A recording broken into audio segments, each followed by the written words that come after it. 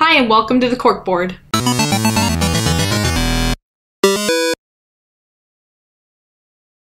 So I know a lot of people that buy figures have a lot of problems with buying potential bootleg versus genuine figures. I know I've made that mistake when I started buying them, so I decided to make a video to help everyone not make the same mistakes I did.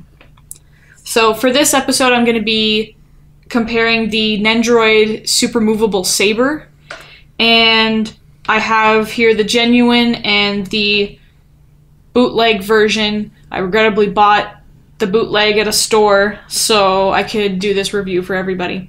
So I'm going to start off, instead of the figures, I'm going to start off with the boxes, because that's going to be the first thing you're going to be seeing in a store anyways. So this one is the legit box, and this one is the bootleg box. First, you're going to look at the print quality of the box.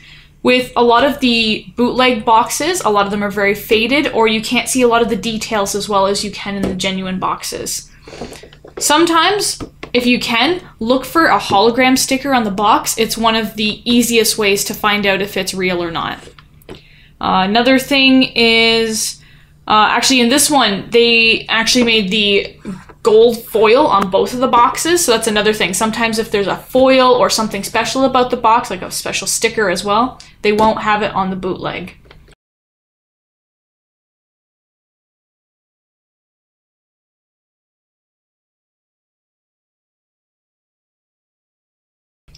Okay, now we're going to take a look inside and see what we can take from there.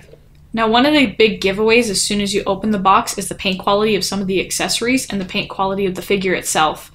Now, as you can see, the paint quality and detailing on some of the items is just really different in comparison.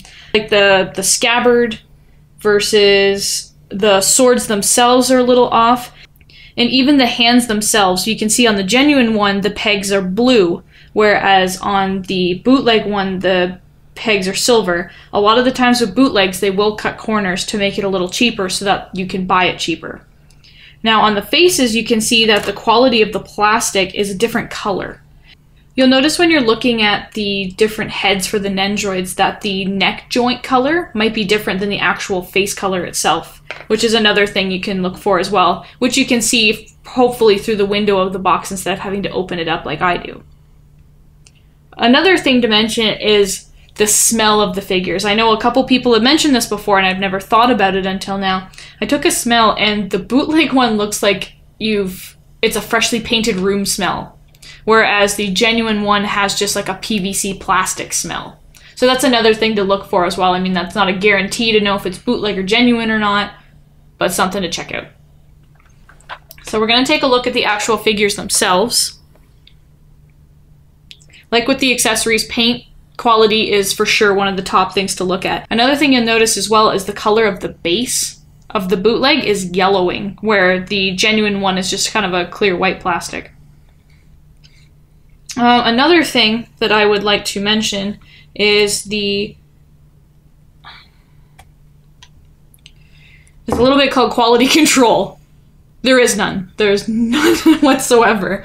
Everything will fall apart.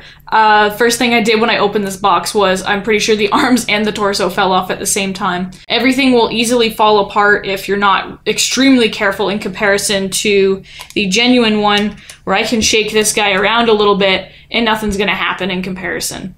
Another thing that my boyfriend mentioned that I almost forgot to mention was that the size and stands is different, as if these ones were probably mass produced, so they just had a whole bunch while they were making their bootlegs, where this one might have been made specifically for Saber. We don't know, but there is seriously a size difference for sure. You can see that there is a slight crack on the face of the bootleg. Going through the photos here, you can see that the paint job is really different on the bootleg and the genuine. You can see the hair is a darker color, the creases on the armor, aren't even painted, and just, it's like a 5-year-old painted it. Nothing's in the lines.